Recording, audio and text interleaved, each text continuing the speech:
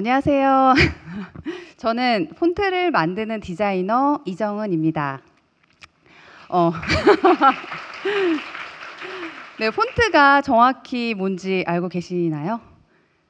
폰트는 동일한 양식의 글자체로 만들어진 한 벌의 활자 묶음을 말합니다.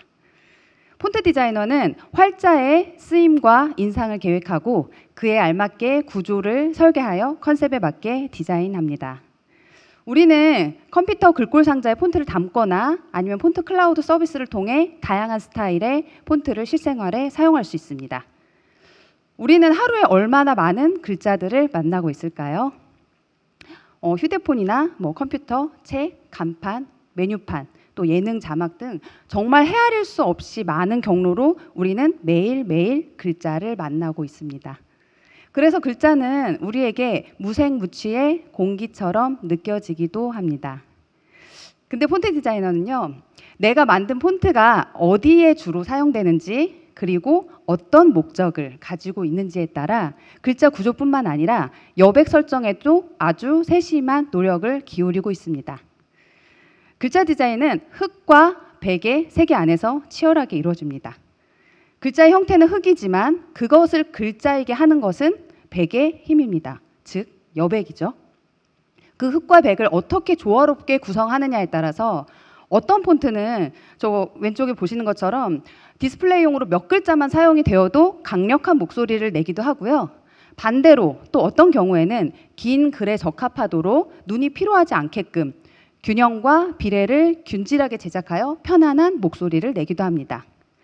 한글 디자이너들 사이에서 여전히 존경받는 뛰어난 글자 디자이너이자 교육자였던 고 김진평 교수님은 이런 말씀을 하셨습니다. 타이포그래피는 글자의 문제임과 동시에 공간의 문제라 할 만큼 공간의 비중은 글자와 대등할 정도로 중요하다라고요. 제가 만들었던 폰트 중에 하나의 예를 들어볼게요.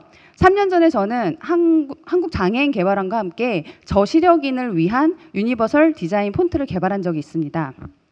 우선 유니버설 디자인이란 장애의 유무와 상관없이 모든 사람이 무리 없이 이용할 수 있게끔 하는 디자인을 말하는데요. 폰트라는 시각물 자체가 읽기라는 행위가 가능하다라는 것을 전제로 하죠. 하지만 저시력인은 시력이 매우 나빠서 앞을 잘 볼 수 없는 사람을 말합니다. 한국장애인개발원과 함께한 코디, 유디, 옹고딕은 시력이 좋지 못한 사람을 위한 폰트인데 이 지점을 어떻게 달라야 하는지 고민을 많이 했습니다. 저는 많은 시력 약자들과의 인터뷰를 통해서 저시력인들에게는 글자의 대비와 낮자 하나하나의 명확한 인지가 매우 중요하다는 것을 알게 되었습니다. 그래서 우선 오독의 여지가 높고 인지 문제가 있는 글자들을 선별해서 공간을 재조정했습니다. 예를 들면요, 라틴 알파벳 C, G, O는 기본적으로 원형의 틀을 공유를 합니다. 그렇기 때문에 이 세 글자가 확연히 달라 보일 수 있도록 어떻게 해야 되는지 고민을 했는데요. C와 G의 열린 공간에 대한 고민을 하고, 그리고 저시력인들이 대부분 헷갈려하는 글자 알파벳 S와 숫자 3과 8, 이것을 각각 명료하게 구별하기 위해서 통일성을 좀 뒤로 미루고 형태적 차별을 두기도 했습니다. 그리고 열악한 읽기 환경에서도 판독에 문제가 없게끔 장식적인 요소 또한 모두 배제했습니다. 윤곽을 명료하게 인지하기 어려운 저시력인들에게 잘 읽히기 위해선 자간, 즉 글자와 글자 사이의 여백도 매우 중요합니다. 글자 하나하나는 자신만의 고유한 네모방을 가지고 있어요. 어떤 글자는 그 네모방 안에 꽉 차게 존재하기도 하고요. 어떤 글자는 네모방 안에 여유롭게 존재하기도 합니다. 낮자 인지가 중요한 시력 약자를 위해선 방 안의 글자 양옆의 공간을 넉넉하게 줘야 했습니다. 그래야 글자 사이 공간이 생기고 낮자의 판독이 쉬워질 테니까요. 이런 폰트 개발 과정에 이렇게 치열한 고민들이 숨어 있는지 잘 모르셨죠? 저는 기업 전용, 도시 전용, 다양한 컨셉을 가진 출판, 모바일 서체 등 오랜 시간 동안 다양한 폰트를 만들어 왔는데요. 근래에 가장 신나고 인상 깊게 진행하고 있는 프로젝트는 인천 계항로 폰트입니다. 어쩌다가 폰트가 이런 계항로라는 지역과도 협업할 수 있었는지 그 재미있는 이야기를 이어서 해보려고 합니다. 시작은 2022년 작년 봄에 제가 계양로에 있는 일광정구 라이트하우스라는 곳에 우연히 방문하면서부터였어요. 일광정구 라이트하우스는 본래 한 40여 년간 산부인과로 운영되던 곳이었는데요. 주요 상권과 사람들이 이제 다른 지역으로 이동하면서 10년간 폐건물로 방치되어 있었습니다. 근데 이 건물의 가치를 알아본 일광정구가 병원 본관과 그 뒤에 원장의 사택까지 다 사들여서 수천 개의 백열전구를 달아 쇼룸 겸 카페로 탈바꿈시켰고, 카페로서는 최초로 2019년에 국제 디자인상을 수상하기도 했습니다. 재생 건축물은 여전히 유효한 뉴트로라는 흐름 아래서 힙한 곳으로 주목받고 있음이 분명했고, 저 역시도 이제 오래된 건물이 품은 묵은 시간과 이에 새로운 생명을 불어넣는 그런 트렌디한 감각의 조화를 엿보는 일이 너무 재밌어서 재생 건축물, 더 나아가서 도시 재생과 로컬 문화 전반으로까지 관심사가 넓어져 있었던 상황입니다. 카페 1층에 제 눈을 사로잡은 것이 있었으니 그것은 다름 아닌 계항로 맥주였습니다. 보면 짙은 갈색 맥주 전면에 정말 아무 정보도 없이 계항로 세 글자가 오롯하게 쓰여 있습니다. 이 묵직하고 배짱 두둑해 보이는 이 세 글자가 저에게는 굉장히 강하게 각인이 됐어요. 그래서 저는 대체 이 로컬 맥주를 어디서 누가 만드는 것인지, 이 글자는 누가 쓴 건지 너무 궁금해서 이 계양로에 대해서 깊이 있게 알아보기 시작했습니다. 계양로의 이야기는 알면 알수록 너무 흥미로웠습니다. 계항은 말 그대로 항구를 연다는 뜻이죠. 일반적으로 계항은 외국과 국교를 맺고 외교, 통상 관계를 갖는 일을 말하지만 우리나라 역사에 있어서의 계항은 1876년 강화도 조약을 체결하면서 문호를 개방하게 된 사건을 일컫습니다. 강화도 조약 이후 제일 처음에 부산항, 그다음 원산항, 세 번째로 인천항이 개항하게 됩니다. 그렇게 계항로의 현재를 말하기 위해서는 1883년 인천항 개항 시기로 거슬러 올라가야 합니다. 경인선이 놓이기 전에 인천 제물포항은 수도 한성으로 가는 유일한 길이라서 이곳을 통해서 열강들이 앞다퉈 자기들의 문화를 들여왔습니다. 보시면 최초의 서구식 근대공원인 자유공원이나 르네상스식 석조 건물, 실내 극장, 그리고 최초의 서양식 숙박시설과 종교시설까지 현재도 남아있는 이 다양한 문화권의 건축물들이 그 예입니다. 그야말로 그 당시에는 계양로의 전성기였다고 얘기할 수 있겠죠. 해방 이후에 1980년대 초까지만 해도 계양로는 인천의 번화한 중심지로서의 굳건히 자리를 지켰습니다. 하지만 이제 80년대 중반 인천시청이 이전을 하고 2000년대 들어서면서 주요 상권이 인근의 이제 다른 동네로 옮겨가면서 계양로는 이제 쇠락의 길을 걷게 됩니다. 10여 년 전부터는 송도나 청라 등 국제도시까지 들어서면서 지역의 불균형은 더욱 가속화되었습니다. 결국 원도심에서 인구가 빠른 속도로 이제 빠지기 시작해서 몇몇 노포들만 계양로 일대에 남게 되었고 그 지역은 이제 활력을 잃어갔습니다. 근데 이런 역사를 가진 계양로가 2018년부터 로컬 문화의 붐과 함께 다시 주목을 받기 시작했습니다. 뉴트로 감성에 열광하는 MZ세대들, 그리고 과거를 추억하는 중장년층들이 계양로를 거점으로 다시 서로 통하게 된 것입니다. 계양로의 이런 분위기는 갑자기 만들어진 건 아니고요. 계양로를 변화시키고자 하는 구체적인 의지, 바로 계양로 프로젝트가 있었기 때문인데요. 계양로 맥주 역시 이 프로젝트의 일환이었던 거죠. 계양로 프로젝트는 인천 중구의 구도심, 즉 동인천이라고 불리는 지역을 중심으로 기능이 중단된 건축물을 업사이클링하고 시대에 맞는 새로운 콘텐츠를 기획, 운영, 마케팅하는 소셜 벤처입니다. 그들은 계양로의 기존 건물들을 부수지 않고 활용해서 개성 있고 트렌디한 공간으로 변화시켰습니다. 오래된 병원을 통째로 리모델링한 카페온 브라운 핸즈나 제가 처음에 갔다 왔던 그 일광정구 라이트하우스가 대표적인 공간이지만 계양로를 널리 알린 1등 공신은 저는 계양로 맥주라고 생각을 합니다. 계양로 맥주는 신포동에 위치한 양조장인 인천 맥주에서 오랜 기획과 연구를 거쳐서 나온 결과물입니다. 전 세대가 친숙하게 느낄 수 있도록 익숙한 진갈색 유리병에 담긴 라거 맥주인데요. 디자인에 굉장히 눈이 가요. 보면 계양로만의 자원인 노포를 활용해서 인근에서 50년 넘게 목간판 작업을 해오신 장인의 글씨를 이렇게 전면에 배치해서 계양로 다음과 계양로 맥주만의 담대함을 만들어낸 것입니다. 또 재밌는 것은 계양로 맥주는 로컬 맥주로서의 그 정체성을 공고히 하기 위해서 인천에서 영화 간판을 그리셨던 지역 어르신을, 계양로 인근에 사시는 지역 어르신을 포스터 모델로 모셨다는 점입니다. 알아갈수록 계양로의 이야기는 제게 굉장히 놀라움을 주었거든요. 오래되고 낙후되어서 사람들이 외면한 곳, 그리고 움직임이 정체되어서 고요한 여백으로 남을 뻔한 이 지역에 흥미로운 스토리가 생겨나고 다시 꿈틀꿈틀 움직이는 것처럼 전 느껴졌습니다. 저는 이걸 보고 이 계양로, 이 맥주 글자를 폰트로 만들고 싶다는 너무 강한 욕심이 생겼고요. 계양로를 좀 더 자세하게 알아봐야겠다 이런 결심이 들자마자 이제 연차를 내서 이제 계양로를 향했습니다. 그래서 우선 실제로 전원공예사에 들러서 계양로 글씨를 쓰신 사장님을 배웠고요. 계양로 프로젝트가 진행됐던 모든 곳을 다 둘러보았습니다. 제가 서둘러서 이렇게 계양로에 다녀왔던 이유는 나는 계양로 폰트를 만들 거야 이런 결의이잖아요. 계양로 폰트를 만들어도 될까란 스스로의 질문에 답을 얻고자 함이었고요. 제 예상보다 계양로의 역사의 레이어는 훨씬 더 깊었고 이곳의 발전 가능성은 정말 무한하다라는 확신이 들었습니다. 그렇다면 계양로 글씨는 어떤 지점을 향해야 할까요? 도시 브랜딩을 위한 지자체 주도의 도시 전용 서체는 이미 많이 나와 있습니다.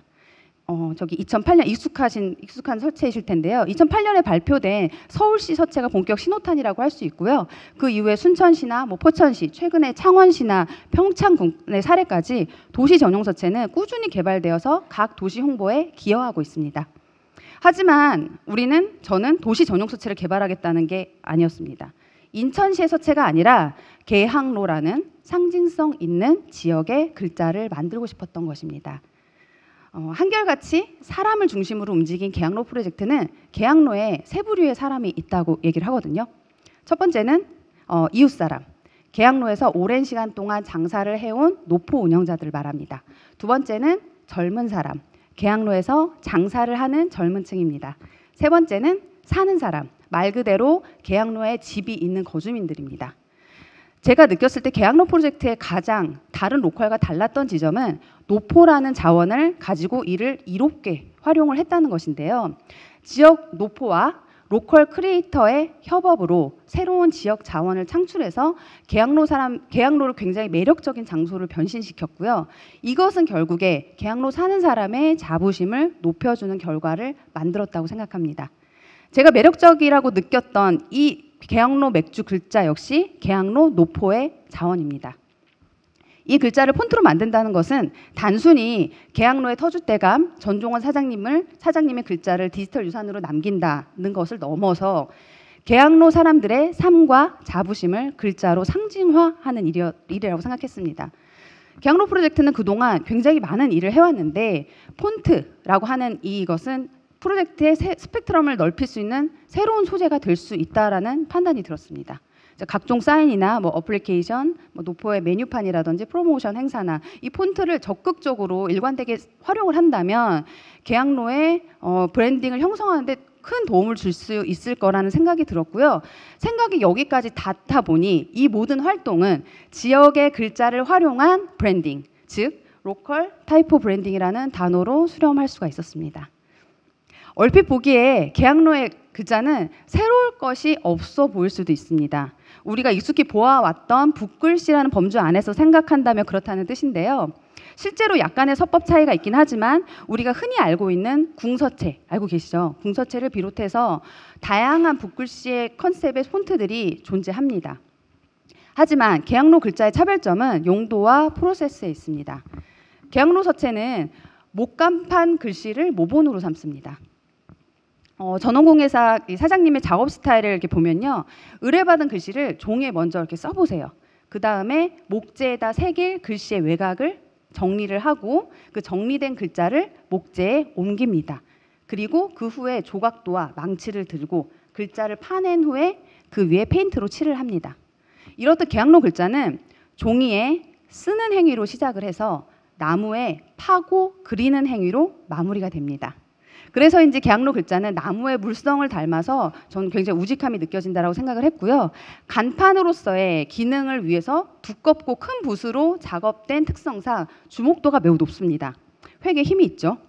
이런 두께의 필력이 강한 흘림체는 드물기 때문에 이 글자는 계양로의 고유한 로컬 이미지와 결합해서 강력한 브랜딩 효과를 낼 수 있을 거라며 기대하고 제안서를 정리해 갔고요. 저의 이런 농도 짙고 이런 진심의 구애는 계양로 프로젝트의 마음을 움직였습니다. 그래서 올해 1월부터 계양로 폰트 개발이 시작되어서요. 드디어 계양로 폰트 한 종이 공개되었습니다. 네, 범용성을 고려한 가로쓰기 버전인데요. 계양로 폰트는 여기서 멈추지 않고요. 목간판에서 시작된 만큼 세로쓰기 버전 준비 중이고요. 그리고 계양로 맥주에서 보인 그 크랙을 넣어서 세월을 더딥힌 버전도 계획을 하고 있습니다. 뿐만 아니라 계양로에서 만날 수 있는 다양한 글자들의 베리에이션도 염두에 두고 있습니다.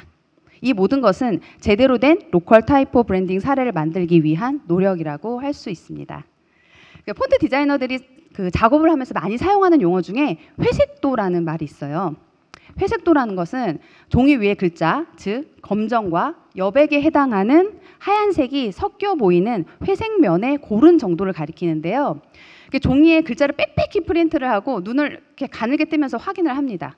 회색도가 나쁘면 종이 판면이 얼룩덜룩해 보여서 회색도가 나쁜 폰트는 잘 만들어진 폰트라고 보기가 어렵습니다. 여기 보이는 글씨는 이게 폰트 디자이너들이 회색도를 체크할 때 우선 만드는 대표적인 글자거든요. 우선 글을 보면 가로액이 2, 르는 7개, 리는 세로액이 2, 빼는 6개를 가지고 있습니다. 만약에 그와 르의 가로의 굵기와 니와 빼의 세로의 굵기를 모두 같게 한다면 어떨까요? 아마 같은 사이즈의 글자로 보이지 않을 겁니다. 우리는 회색도를 고르게 하기 위해서 각 글자의 무게를 일정하게 조정하고 힘을 고르게 배분합니다. 앞서 말한 것처럼 흑과 백의 세계 안에서 치열하게 이루어지는 끊임없는 조정인 거죠. 글자에서 여백은 두 번째 화자가 아닙니다. 검정과 동등한 화자로서의 역할을 합니다. 제가 계양로를 비롯한 이제 로컬 문화에 관심을 가지다가 이런 생각을 해봤어요. 이게 우리나라의 인구 분포도인데요. 이 지도를 봤는데 점 하나가 1000명을 가리킨다고 해요. 근데 우리가 당연히 예상하듯이 서울과 수도권은 여백이 없을 정도로 굉장히 점이 빽빽합니다. 글자로 치자면 뺄, 활 이런 글자라고 할 수 있겠죠. 근데 그 외에 몇몇 도시를 제외하고는 어떤가요? 뺄과 비교했을 때 아까 니나 그도 아닌 다자 하나의 존재감도 되지 않는 곳이 대부분입니다. 소위 인구 소멸 지역이라고 불리는 곳들이죠. 눈을 흐리게 뜨고 이 지도를 보면 판면이 얼룩덜룩하죠. 폰트 조판 테스트로 치환을 하자면 회색도가 고르지 않다라고 말할 수 있습니다. 이제 좀 정리를 하자면 바로 어제 계양로 폰트 한 종이 공개가 되었는데요. 계양로 폰트는 계양로의 누구보다도 홍보부장을 자처하면서 많은 사람들에게 계양로를 알릴 것입니다. 그래서 사람들이 계양로를 궁금해하고 더 많은 사람들이 그곳을 찾아서 활력을 이어갔으면 좋겠습니다. 그리고 무엇보다 정주 환경이 나아져서 이 매력적인 로컬에 머무는 사람이 많아졌으면 좋겠습니다. 그래서 계양로가 더 살맛나는 곳이 되었으면 좋겠고요. 이런 로컬이 점점 더 늘어난다면 훗날 우리 인구 분포도의 회색도는 조금 더 고른 판면을 가지게 되지 않을까요? 모쪼록 계양로 폰트가 글자 디자인으로서 도시 재생에 기여하고 빈 공간에 의미 있는 바람을 불어넣는 좋은 사례가 되었으면 하는 바람입니다.